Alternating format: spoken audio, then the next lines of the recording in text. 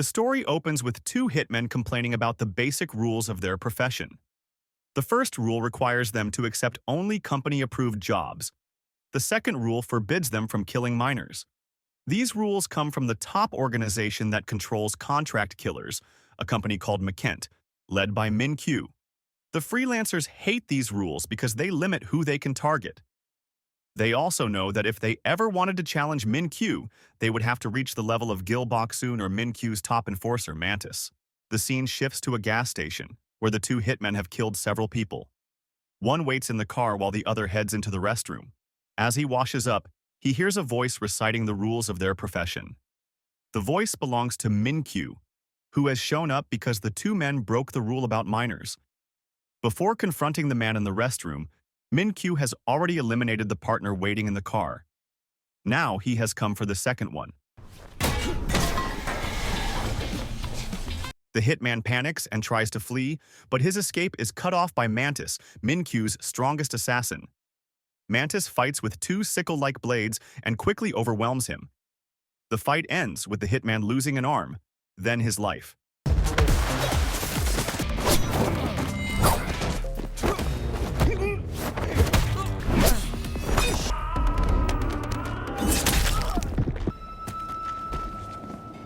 With the mission complete, Mantis, whose real name is Hanul, decides to take a trip abroad. In a world ruled by killers, only one name still strikes fear across the field. This is Mantis. Time passes, and Mantis eventually returns to Korea. Upon landing, he learns that everything has changed. Mckent has collapsed, and Mckent is dead, killed by Gil Boksoon. Shocked by the news, Mantis contacts his friend Jae-yi, another skilled contract killer, who confirms the story. Since Mckent no longer exists, many powerful groups now fight for influence, and each one wants Mantis on their side. The moment he steps out of the airport, recruiters swarm him, hoping to sign him. Meanwhile, Jae-yi returns to her small agency and discovers that the business is in serious financial trouble. With the lease about to expire and no clear path forward, she realizes she cannot fix the situation alone. To regroup, Mantis brings her to their usual club, where they meet Yang Soo-min, Puma Lee, and Kim Dong-young. The group discusses their future now that Mckent has collapsed.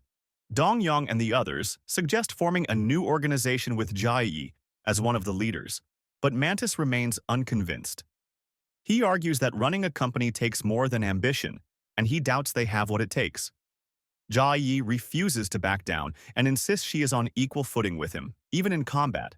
Later, Mantis and Jae-yi continue their conversation in private. Mantis argues that Mckent might still survive through Min-kyu's younger sister, Min-hee. Jae-yi then tells him that Min-hee is dead as well, killed by Gil Boksoon. With that revelation, Mantis accepts that Mckent has fallen with no remaining leadership. Since their path as assassins is now uncertain, Mantis decides to seek out someone from his past. He visits Go, a former Mckent member. Before the meeting, Mantis crosses paths with Benjamin Joe, the CEO of Meta Software. Benjamin hands him a business card and hints that they might cross paths again. Mantis then continues on to Go's house, where he receives a warm welcome. The two share a strong bond, and Go is the person who gave Hanul the name Mantis. They briefly spar to test each other's growth and find that their skills are evenly matched.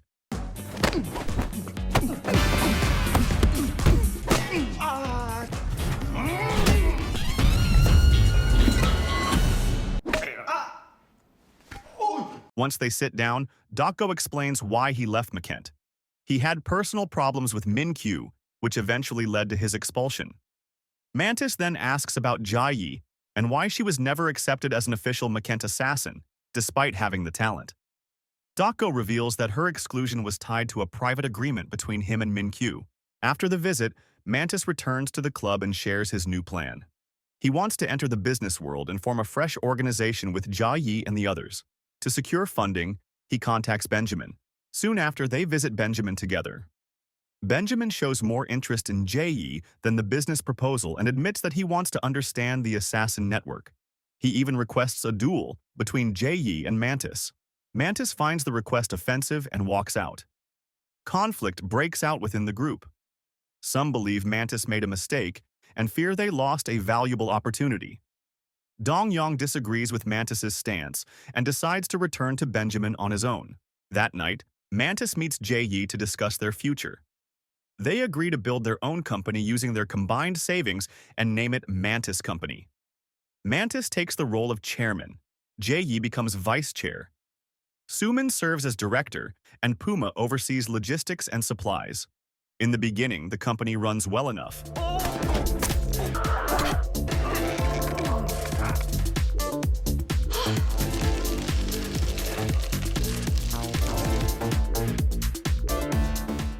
During this period, Mantis meets Go, who shares his intention to rebuild Mckent. With the number of unemployed assassins rising, Go invites Mantis to join the new Mckent. Mantis refuses because he wants to focus on his own company and protect Jae-yi's position. His decision is also driven by his feelings for her. While Mantis focuses on management, tension grows inside the office.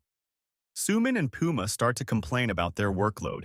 They feel wasted on chores like cooking and cleaning, while all major missions go to Mantis and Jae-yi.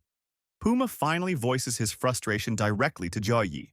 Soon after, Mantis arrives at the office with an urgent mission that must be completed that same day. He assigns the job to Jae-yi, but she refuses and hands it to Puma. Mantis insists that she take it instead. Frustrated, Jae-yi pulls Mantis aside and argues that Sumin and Puma deserve better missions.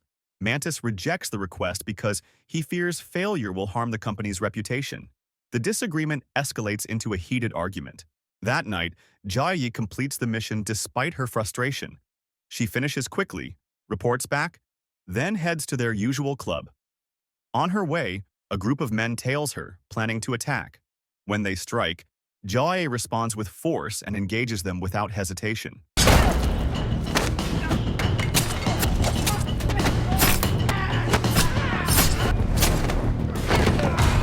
At the same time, Mantis meets Go again. Go reveals the real reason Jae-yi was never welcomed into Mckent. During training, she surpassed Mantis in skill, but Mckent still chose Mantis to debut.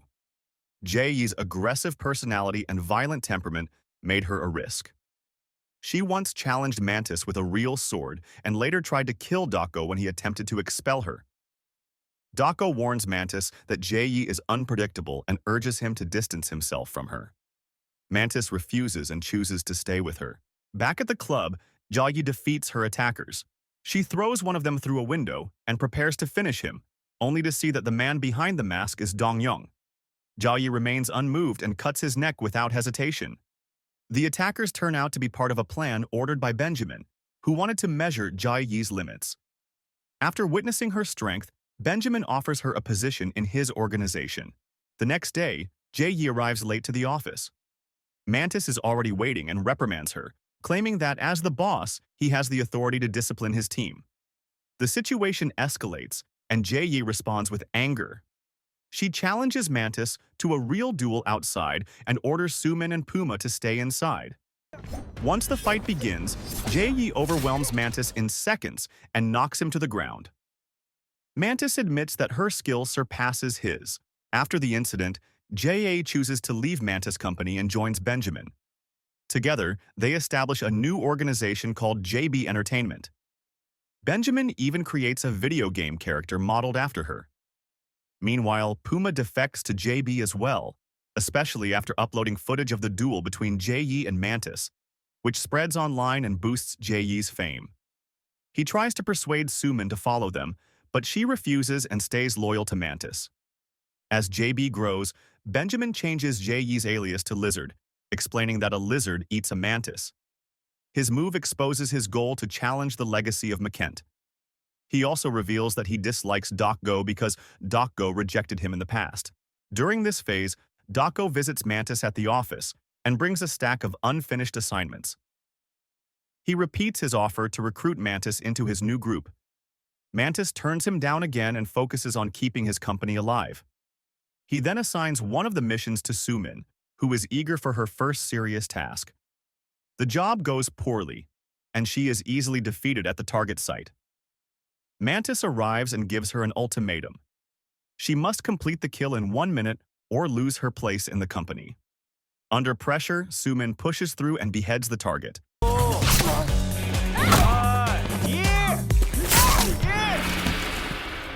The following day, Mantis and Sumin attend a general meeting for assassins. Once they arrive, several attendees mock Mantis and claim he has lost his former strength. During the event, he crosses paths with Jae-yi, whose influence has grown since joining Benjamin. Soon after, Go steps on stage to speak to the assembled assassins. He announces that he wants to address the old rules once enforced by Mckent. Jae-yi immediately counters, saying that many freelance assassins now ignore those regulations, which has lowered unemployment in the field. Independent killers avoid restrictions and prefer working on their own, she explains, and that is why company leaders struggle to maintain control. However, she also warns that removing all rules would only lead to chaos. Without limits, contract killers would target anyone, even minors, and the industry would collapse into lawlessness. Jae-yi concludes that Mckent failed not because rules existed, but because it lacked the strength to enforce them. Because of this, Jae-yi announces her goal to prove she is the strongest and capable of replacing Mckent as the new authority. She prepares to fight Go to decide who deserves that position. Before the duel begins, Mantis steps in and is struck by Jae-yi, dropping to the floor.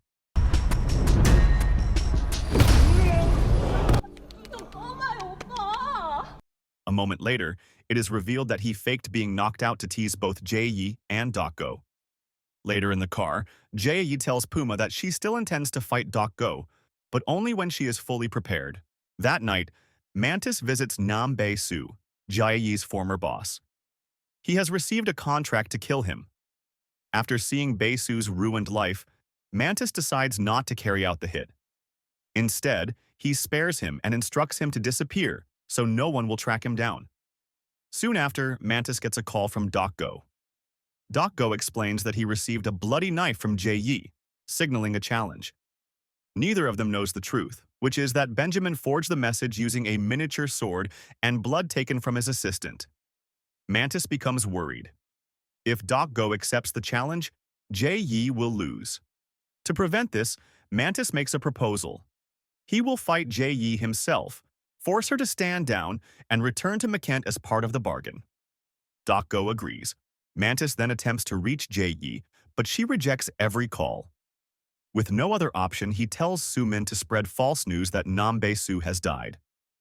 The plan works, and Jae-yi shows up at the funeral, where Mantis waits for her. At the funeral, Mantis tries to reason with her. He claims he killed Bae-soo because Bae-soo broke the rules and urges Jae-yi to cancel the fight, even bringing up the bloody knife. Jae-yi refuses and rejects his authority. Before Mantis can challenge her directly, Bae-soo suddenly bursts into the room covered in blood. Mantis is stunned, since he had told Bae-soo to run far away, and the situation worsens when he learns Bae-soo has contacted Go. With no choice, Mantis leaves immediately to face him. When Mantis arrives, Go makes his disappointment clear. He scolds Mantis for sparing Bae-soo and vows to deal with Jae-yi himself. Afterward, Mantis meets Gilbok-soon to reassess the situation. She asks him one blunt question, wanting to know whether he plans to kill Jae-yi or protect her. With everything spiraling, Mantis chooses to escalate instead and sends a bloody knife to Jae-yi as his answer. The next day, both Mantis and Jae-yi head to the Mckent headquarters to face Go. Jae-yi arrives last. Before she steps out of the elevator, Go informs Mantis that he plans to strike the moment the doors open. Mantis tries to stop him, but Go cuts Mantis across the leg and rushes toward the elevator. As soon as the doors slide open, Go launches his attack. Mantis intercepts the strike in time, and the three of them finally come face to face. The fight begins, with each fighter wielding their own signature weapon. The three-way clash is intense but brief.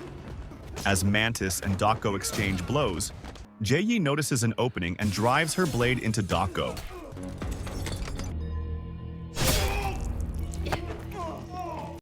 Wounded and struggling to stay on his feet, Go tries to continue the fight.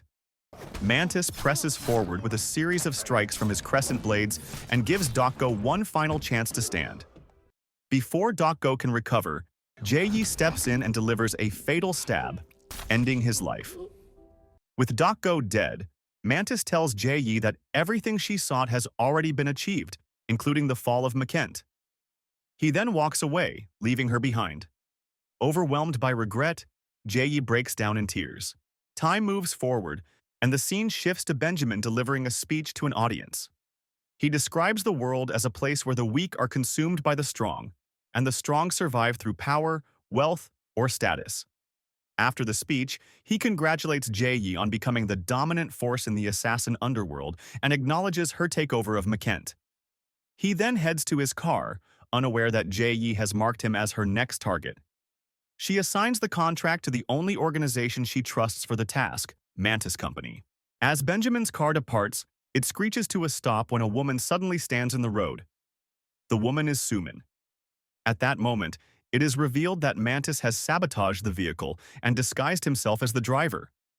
The story closes with Mantis preparing to execute his mission and eliminate Benjamin. So the moral of the story is, if your workplace drama starts involving dual challenges, fake funerals, and bloody knives, it might be time to switch careers and try online freelancing instead.